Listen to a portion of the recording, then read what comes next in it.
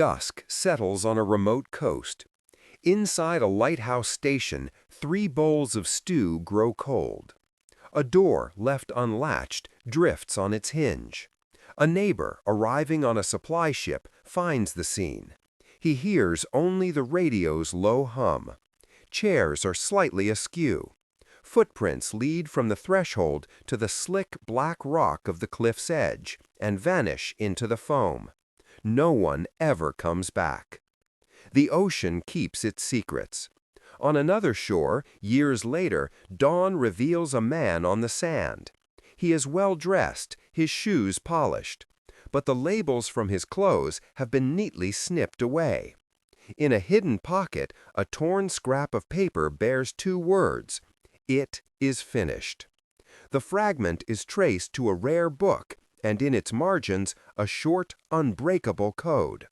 A phone number that leads only to silence. Who writes a farewell that no one can read? In these cases, the simplest objects often tell the most unsettling stories. High in the Ural Mountains, under a blanket of snow, a slashed tent opens to the bitter wind. 9 sets of bare footprints proceed in a calm, orderly line down the slope, into the darkness.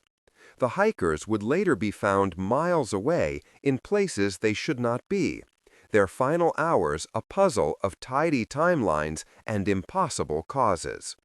Today, our phones count our steps and satellites watch from above. Yet we still lose people in the vastness of the world and in the gaps of our own data. These stories endure because they remind us how fragile certainty can be. A man in a neat suit passes a handwritten note on a commercial flight. He speaks softly, asking for cash and 4 parachutes. As the jet drones low through bruised clouds, the rear stairs descend. Cold air knifes through the cabin, and he steps out, into weather as thick as ink, leaving behind only a tie and the faint ring from a glass. Each case promises answers, but a single, stubborn detail makes every theory fail. In a locked records room, dust hangs in a narrow beam of light. Here, the evidence is ordinary and unyielding. Mud tracks blur. Timelines refuse to align. Forensic science can narrow the possibilities, but it cannot summon a truth that was never captured. It is a lighthouse beam swallowed by mist. The greatest challenge is to weigh the facts without writing fiction over someone's absence. Rumor seeps into the gaps in the record until speculation begins to sound like a witness.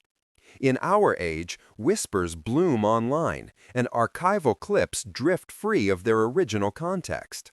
Learning to listen with skepticism is not a pastime, it is a responsibility. So we listen. We listen to the breaths between words on an archival tape. We feel the ache of a long pause in an interview. We ask not just what was said, but who had a reason to speak and who was silenced.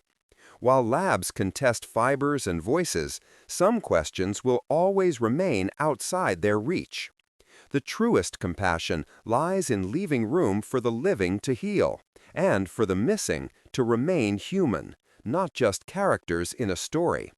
We must honor the names without pretending to know the answers we do not have. Because, in the end, the silence itself is the most haunting evidence of all.